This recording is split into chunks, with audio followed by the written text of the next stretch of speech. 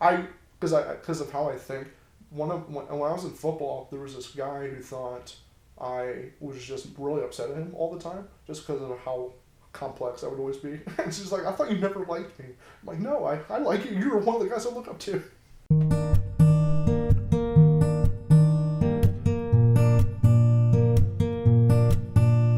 So I first found out about Chi Alpha inside freshman orientation.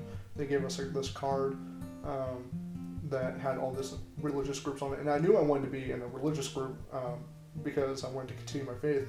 And out of all the different groups, Chi Alpha sounded the coolest, so I marked it. It really just felt like a family, and they always told us that you have to make friends really fast in the first week, or else no one will talk to you.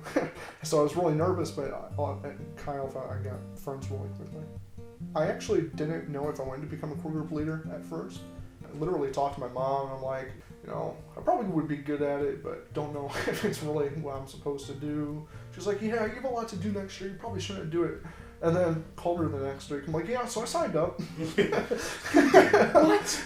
Basically, the other sort of answer was like, what do you mean you signed up? I'm like, well, I feel like God's telling me to do it, so I did it. She's like, okay. So my first year as a core group leader, it was really just me and my friend Caleb. And I had a couple of people that came in and out, and I always thought maybe I'll get more. I tried to pursue them, but it was hard. It was just me and my friend Caleb for a long time. And I really got down on myself because I would go to meetings, I would see other core groups, and I saw how big they were, and I'm like, it must be something I'm doing wrong.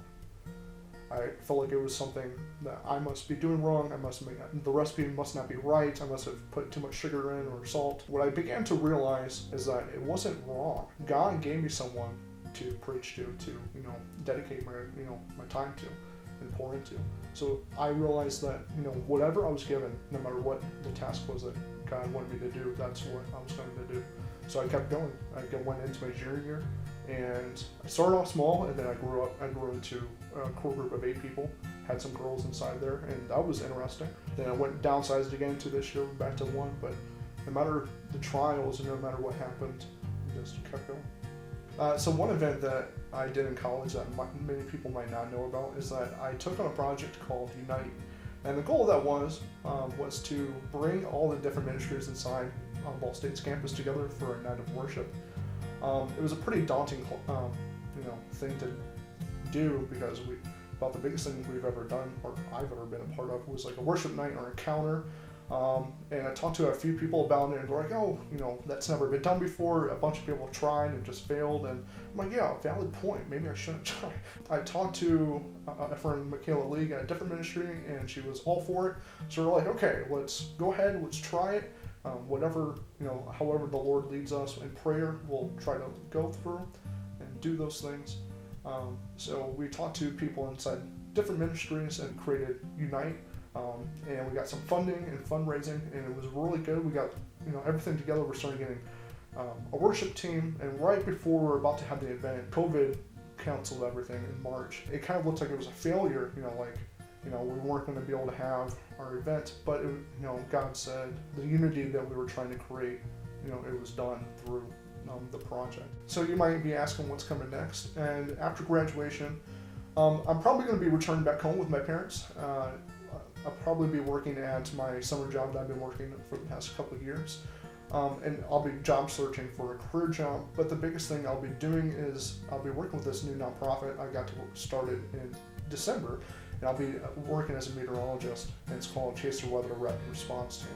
And we really focus on getting to a scene of a disaster, like a tornado or a hurricane, and really helping people right after the fact. So some advice that I would give to a person that's thinking about joining Chi Alpha, or that's already in Chi Alpha, or really just anyone, is to be fluid. What we've learned from COVID-19 is that things can change really fast, faster than we can probably think.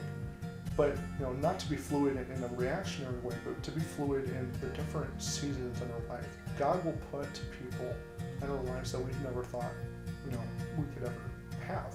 Being inside Unite, leading something that I never thought I'd be able to lead, or having a core group going from 1 person to 10 people and then back down to 1, realizing that whatever God puts you through, whatever season that you're in, whoever's around you, that helps to form your character. It helps to form the person you're going to be. It helps to form the student you're going to be. the different assignments you have. It can feel really stressful, or it can feel like you're on top of a mountain. And that kind of fluidness is really just the journey. It's really the relationship you have with God. And, learn to love it. Learn to love that fluidness. And love the journey that you're on with Christ.